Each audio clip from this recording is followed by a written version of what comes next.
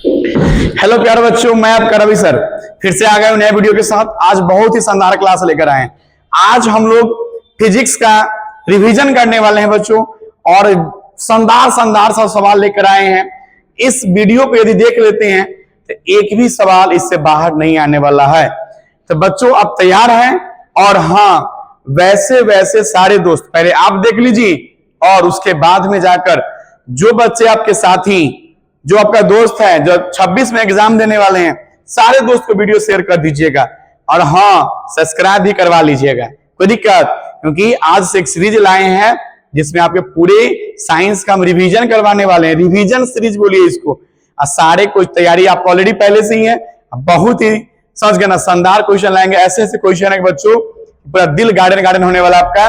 तो चलिए बिना देर के हम लोग क्लास शुरुआत करते हैं। और आपका जो इंतजार था, इंतजार का घड़ी खत्म हो गया। तो चलिए वीडियो को लाइक कर लीजिए, और जो बच्चे वीडियो देखना शुरू कर दिए एक बार जरूर नाम लिख दीजिएगा।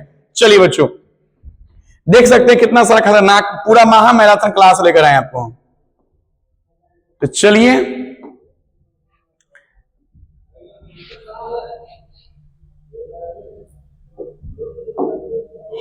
चलिए बच्चों, आपके स्क्रीन पे एक सवाल आ गया। क्या सवाल देखो, पूरा स्क्रीन में दिख रहा है? पीछे देखो तो पूरा सवाल आ रहा है, कट नहीं रहा कहीं से। चलिए आप लोग बताइए तो फटाफट, ऑनलाइन वाले बच्चे जो आप वीडियो देख रहे हैं, आपको सवाल दिख रहा है, कट रहा है? समझ गए? जो भी प्रॉब्लम होगा कमेंट में बताइएगा आप लोग। तो पहला सवाल बच्चों आ गया, फिजिक्स से शुरुआत की हम लोग। अब फिजिक्स में चैप्टर 1 प्रकाश का परावर्तन है कि नहीं है? देखिए ना कितना मस्त क्वेश्चन है। भाग कहां रहे हैं, जल्दी आ जाइए आप लोग। और सब दोस्तों को पहले आप देख लीजिए तब भेजिएगा, ताकि आपको ज्यादा याद होगा डबल में। सबसे पहला क्वेश्चन बच्चों आ गया आपका कि परावर्तन के नियम से निर्धारित होता है। बच्चों यहां ध्यान रखिए, क्वेश्चन है आपसे कि परावर्तन का जो नियम है, तो परावर्तन का नियम कितना होता है? कमेंट में बताइए, तो जानते हैं आप लोग? तो परावर्तन का नियम बताइए फटाफट। इस नियम में एक कौन सा नियम होता है? तो बच्चों परावर्तन का नियम होता है 2। कितना नियम होता है? 2। ध्यान रखिएगा, परावर्तन कितना नियम है? 2। तो पहला नियम आपने याद किया होगा कि आपतित किरण, परावर्तित किरण और आपतन बिंदु पर डाला गया विलंब तीनों एक ही समतल में होता है। और दूसरा नियम क्या याद किए थे कि आपतन कोण बराबर परावर्तन कोण। तो बच्चों कौन सा आंसर होगा? Option A. कोई दिक्कत? आपका सही हो गया? खुश हो गए, पूरा स्माइल दे रहे हैं। चलिए ऐसे ही पूरा मजा आने वाला है। चलिए बच्चों, अगला सवाल आ गया कि प्रकाश की किरण जो है गमन करती है। तो प्रकाश की किरण कैसे गमन करती है, जल्दी बताइए। सबको पता है सर, सीधी रेखा में गमन करती है। किस रेखा में? सीधी रेखा में। बच्चों आप देख लीजिए, जो लाइट होती है, उसके लाइट का जो रे होती है, वो कैसे गमन करती है? सीधी रेखा में। चलिए आगे बढ़िए। नेक्स्ट सवाल पूछा, तेलीय कागज क्या होता है? तो बच्चों 3 माध्यम होता है, एक पारदर्शी, एक अपारदर्शी, एक होता है पारभाषक। ये बोलिए, यानी पारदर्शी जिससे हो क्या प्रकाश आर पार कर जाता है कि नहीं?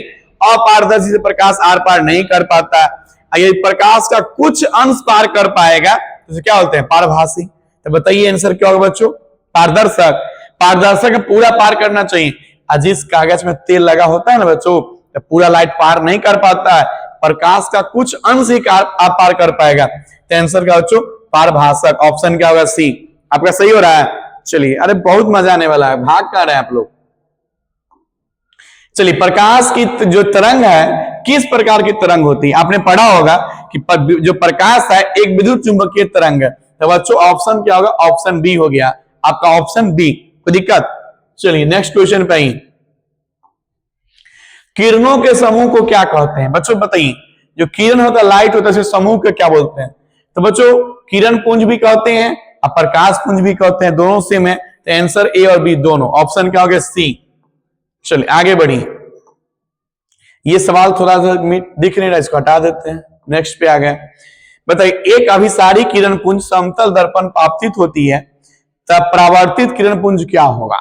जल्दी बताइए बच्चों क्या होगा? तो देखिए नहीं, यहाँ पर क्या लिखा हुआ है? अभिसारी ना। आंसर भी क्या हो जाएगा? अभिसारी। Option B. कोई दिक्कत? चलिए ये बताइए, समतल दर्पण द्वारा बना प्रतिबिंब कैसा होगा भाई? तो समतल दर्पण कैसा बनाता है? काल्पनिक प्रतिबिंब बनाता है। समझ गए ना? तो काल्पनिक। तो आंसर क्या हो जाएगा? बी बच्चों, काल्पनिक। वास्तविक नहीं बनाता है। समझ गए ना? वास्तविक नहीं बनाता है। देखिए 3 दर्पण है बच्चों, मैं बता दे रहा हूं। सबसे पहले देखिए ये आपका एक अवतल है ना, एक उत्तल होता है ना, एक क्या होता है समतल, 3 दर्पण होता है भाई। तो ये आपका बनाता है वास्तविक, कोई दिक्कत, हाई बनाता है काल्पनिक, ये भी क्या बनाता है काल्पनिक। समझ गए बच्चों। अब थोड़ा सा अंतर ये भी याद करना, अवतल दर्पण दोनों बना सकता है, वास्तविक तो बनाता ही है, एक जगह है जहां पर समझ के देखिएगा कि ध्रुव और फोकस के बीच में रखते हैं काल्पनिक बन जाता है कि नहीं। और बाकी उत्तल और समतल जो होता है काल्पनिक बनाता है, समतल छोटा प्रतिबिंब बनाएगा और काल्पनिक बराबर बनाता है, यानी वस्तु के आकार का प्रतिबिंब होगा। चलिए आगे कहीं ना कहीं क्वेश्चन होगा बच्चों, इसे पूछा हुआ, ये पूछ रहा है एक प्रकाश की किरण एक समतल दर्पण पर लंबवत पड़ रहा है, लंबवत सीधा पड़ रहा है।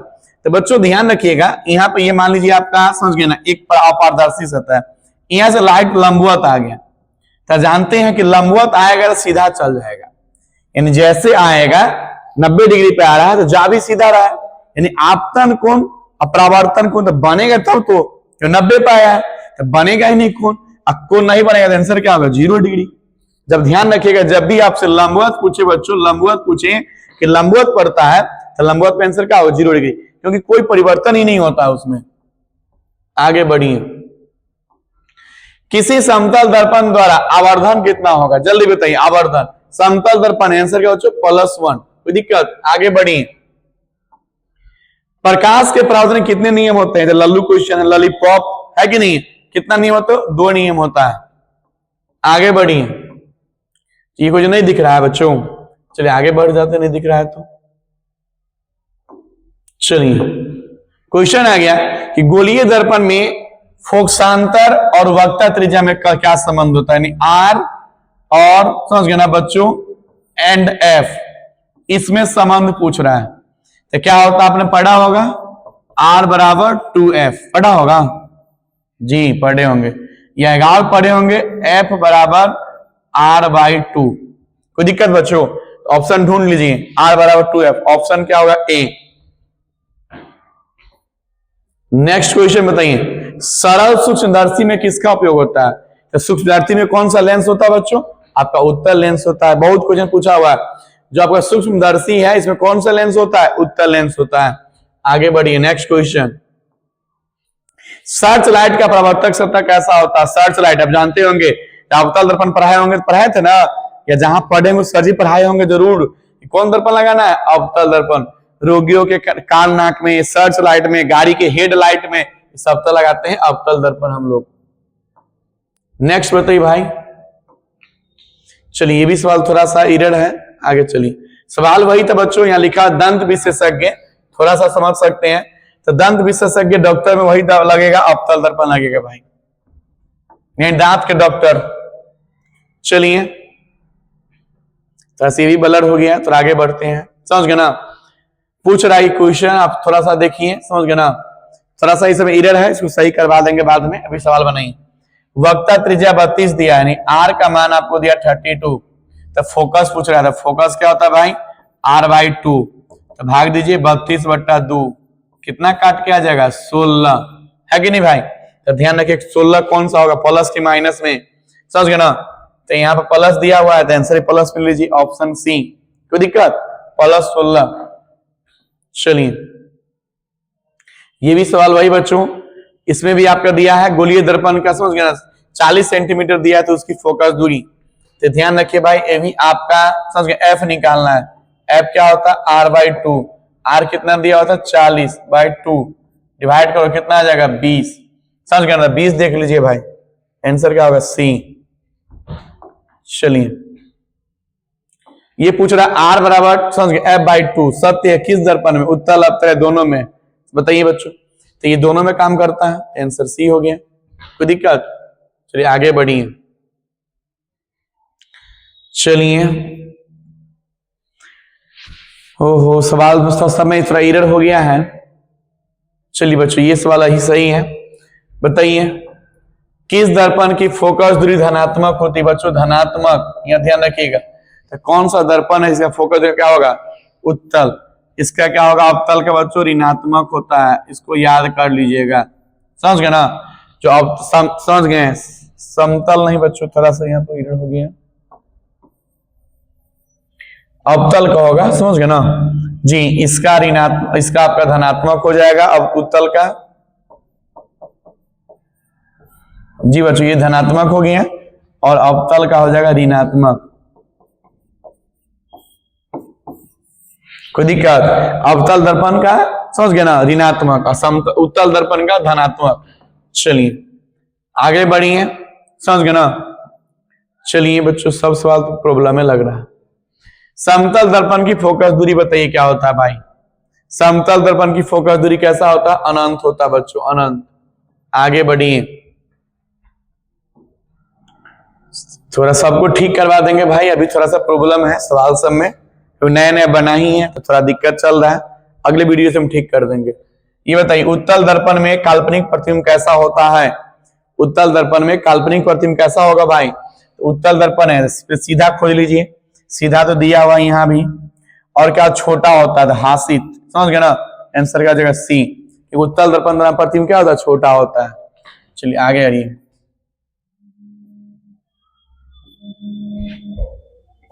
चलिए ये पूछ रहा है यही सवाल बच्चों कि अवतल दर्पण का फोकस दूरी क्या होता है। सवाल थोड़ा समझ आएगा, अवतल क्या होगा? अवतल का अभी जस्ट बता रहे थे ऋणात्मक होता है, क्या बच्चों? ऋणात्मक। आगे आ जाइए, ये बताइए सही सवाल दिया है, किस दर्पण से हमेशा वस्तु का छोटा प्रतिबिंब बनता है? यानी कौन दर्पण लगाइएगा ना तो छोटा बनता है, तो ये समझ गए, क्योंकि इसमें बड़ा बनता है, ध्यान रखिएगा। अवतल में बड़ा, उत्तल में कैसा बनेगा भाई? छोटा। उत्तल दर्पण में बनता है छोटा बनता है, समझ गए ना, छोटा। और समतल में क्या बनता है बच्चों? बराबर। कोई दिक्कत? आंसर क्या होगा? ए। आगे बढ़िए, बताइए किस दर्पण की फोकस दूरी चिन्हों के परिपाटी के अनुसार ऋणात्मक मानी जाती है? चिन्ह परिपाटी के अनुसार किसका है ना ऋणात्मक लेंगे, ऋणात्मक। तो ऋणात्मक बच्चों फिर से पूछा, ऋणात्मक एक ही का होता है, अवतल दर्पण का होता है, उत्तल का धनात्मक हो जाता है, समझ गए ना। चलिए आगे बढ़िए, पूछा दर्पण सूत्र क्या होता है? दर्पण सूत्र पढ़े हैं आप लोग, तो दर्पण सूत्र क्या होता है? समझ गए ना, 1/f बराबर 1/v प्लस 1/u। समझे बच्चों? अब ऑप्शन ढूंढ लीजिए कौन सा है भाई, समझ गए ना। तो 1/f प्लस नहीं हो जाए, माइनस होना चाहिए। ऑप्शन ए हो गया भाई, तो इसको उल्टा लिख दिया, ऑप्शन क्या होगा? ए।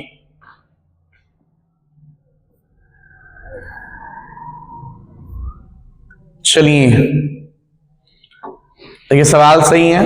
उत्तल दर्पण में आवर्धन का महत्तम मान कितना होगा? आवर्धन का महत्तम मान कितना होता है? 1 होता है भाई, समझ गए ना। आंसर क्या होगा? बी। आगे देख लीजिए, अवतल लेंस में द्वारा प्राप्त प्रतिबिंब कैसा होगा? अवतल लेंस में यानी कोई है तो कैसा प्रतिबिंब बनेगा? छोटा कि बड़ा भाई? समझ गए ना, छोटा सीधा सब बनेगा। ऑप्शन क्या होगा? डी। कोई दिक्कत? Option D. ये बताइए, यदि समझ गए ना अवतल दर्पण द्वारा जो प्रतिबिंब आधा टूट जाएगा, यानी पूछ रहा है कि अवतल दर्पण है आधा भाग टूट गया, तो सवाल में प्रॉब्लम है, सही करवा देंगे भाई। तो अवतल दर्पण का आधा प्रतिबिंब टूट गया है, तो टूट गया तो क्या बनेगा? तीव्र बनेगा, कम, तो कम तीव्र बनेगा। जब आधा भाग टूट जाएगा तो कम तीव्र बनेगा, कम। चलिए आगे देख लीजिए, सब सवाल में प्रॉब्लम ही भाई, इसको ठीक करवाएंगे, तब तक जो जो बनना बना लीजिए। अवतल दर्पण किस प्रकार का दर्पण है भाई बताइए तो? अवतल अभिसारी की अपसारी? तो अवतल करता क्या है बताइए, है कि नहीं? सबको अंदर ला रहा है कि नहीं? तो क्या जाएगा? अभिसारी। भिसारी मतलब क्या होता है? भीतरी कर देना, समझ गए ना, इसलिए भिसारी मतलब भीतरी, सबको अंदर ला रहा है। आभासी प्रतिबिंब कैसा बनेगा भाई? आभासी प्रतिबिंब सीधा बनता है, सबको पता है। वास्तविक उल्टा बनता है, तो याद कीजिएगा भाई, समझ गए ना। जो वास्तविक होगा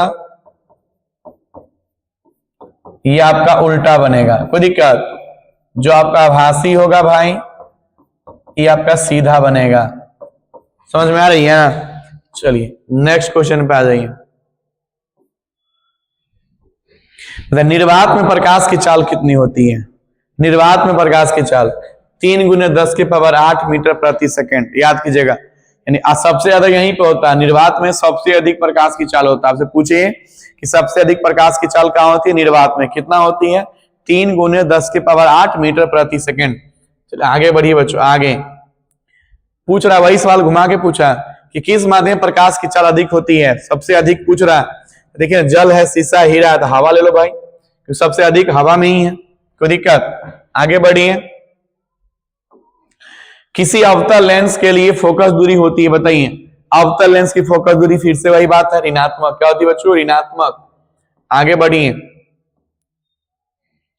निम्नलिखित में किसका अपवर्तनांक सबसे अधिक होता है? तो हीरा का होता है, सबको जानते हैं। हीरा का अपवर्तनांक सबसे अधिक कितना होता है? 2.42। याद कर लीजिएगा, हीरा का अपवर्तनांक 2.42 होता है, जो सबसे अधिक होता है बच्चों। आगे बढ़िए। निम्नलिखित में कौन सा लेंस का आवर्धन m के बराबर है? m के फॉर्मूला पूछ रहा है, तो m बराबर क्या होता है भाई? v/u।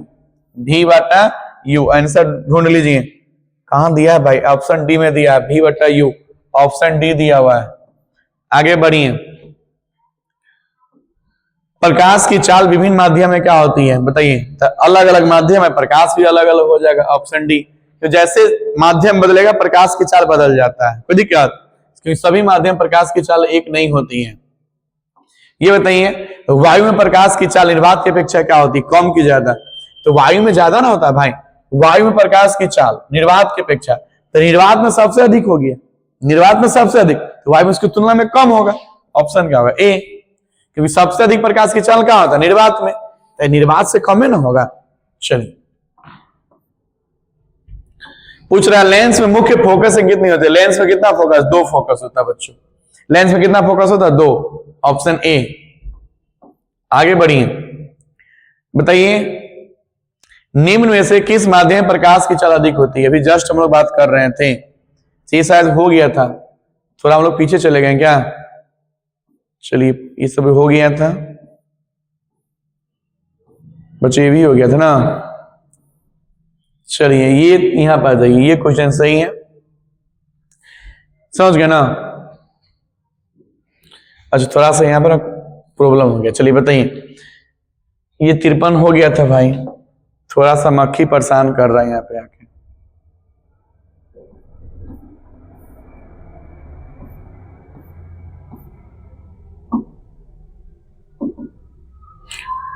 जो हो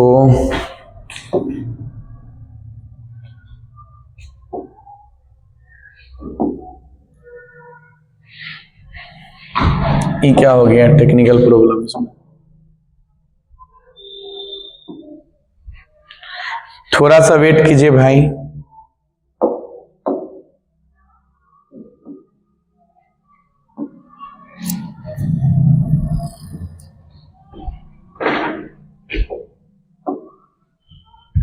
हम लोग कहां तक पहुंच गए थे? 65। चलो 62 में चले गए, सही ना?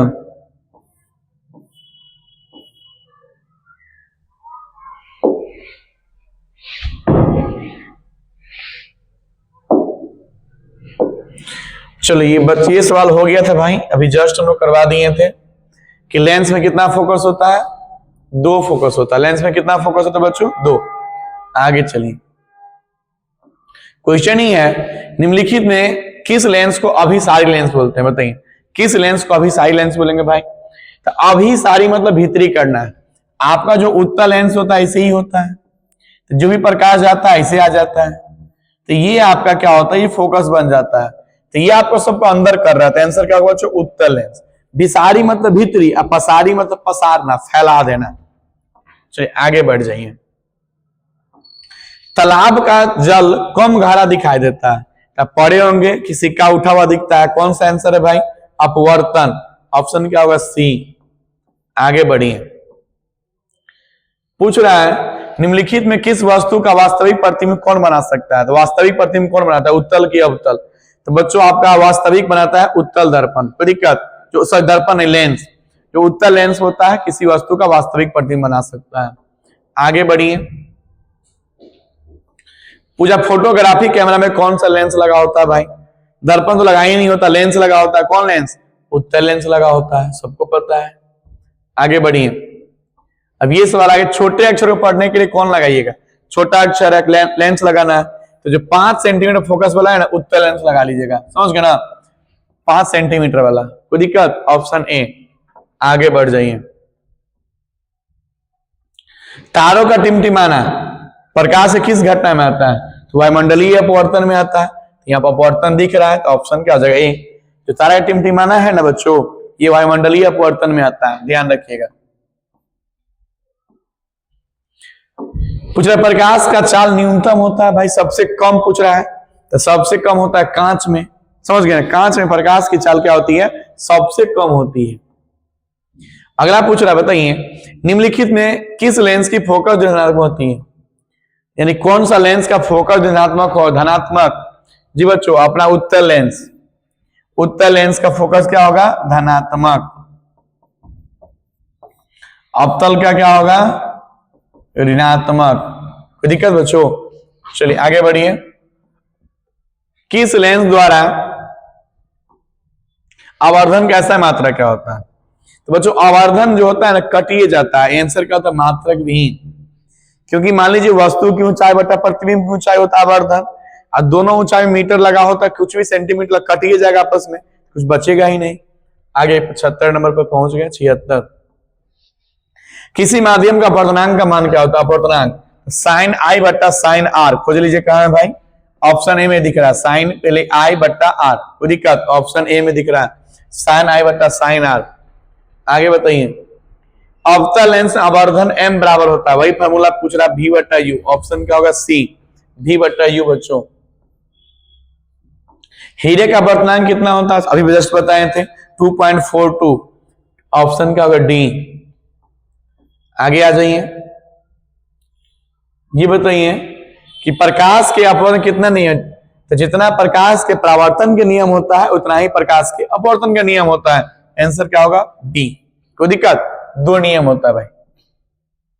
कौन सा लेंस ऑफसाइड लेंस भी कहलाता है? यानी किस लेंस को बताइए? जस्ट बता रहे, असारी मतलब पसारना है। कौन सा लेंस पसारता है? अवतल लेंस पसारता है। क्योंकि अवतल लेंस में देखिएगा बच्चों, तो ऐसे लेंस हो गया, बात समझे? ये मुख्य अक्ष है, तो यहाँ जो भी प्रकाश जाती है ना, ये तो वापस आ जाती है, बात समझे? तो यहाँ डॉट डॉट डॉट, ये भी आती है, वापस आ जाती है। तो ये आपको क्या हो रहा है कि जाती है ऐसे और ऊपर भाग जा रहा है, जाएगी ऐसे ऊपर भाग जाएगा, ये पसार रहा है। तो कौन सा लेंस होगा? अवतल लेंस।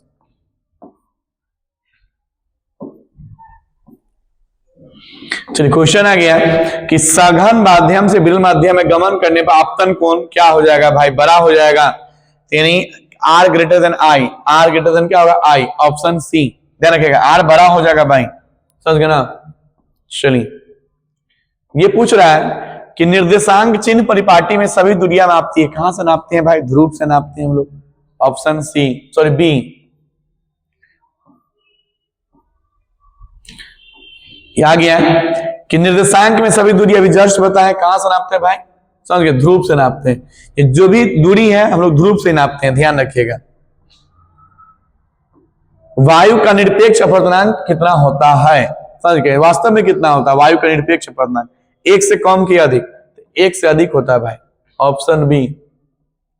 चलिए ये बताइए, प्रकाश की किरण को मोड़ने की क्षमता क्या बोलते हैं?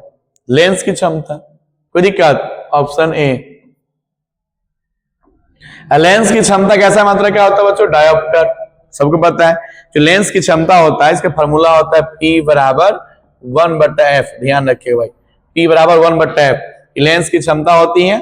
इसका ऐसा मात्रा क्या होता है? डायोप्टर। Option B. आगे बढ़िए। वायु में अभिसारी लेंस क्या होता है बताइए? वायु में अभिसारी लेंस क्या होगा भाई?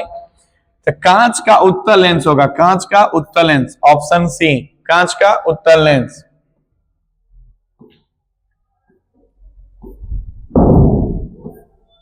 चलिए ये पूछ रहा है द्विअवतल लेंस को क्या कहा जाता है? द्विअवतल लेंस बताइए बच्चों। अवतल जैसे पूछा आपका अपसारी, क्योंकि अपसारी पसारने का काम करना, भिसारी नहीं। अवतल लेंस पसारता है, तो क्या होगा? अपसारी। ये बताइए, अभी जस्ट पढ़ा रहे थे, उत्तल लेंस की क्षमता क्या होती है? धनात्मक होती है। क्या होती है बच्चों? धनात्मक। प्रकाशिक माध्यम कितने प्रकार के होते हैं? जल्दी बताइए। प्रकाशिक माध्यम, समझ गए ना?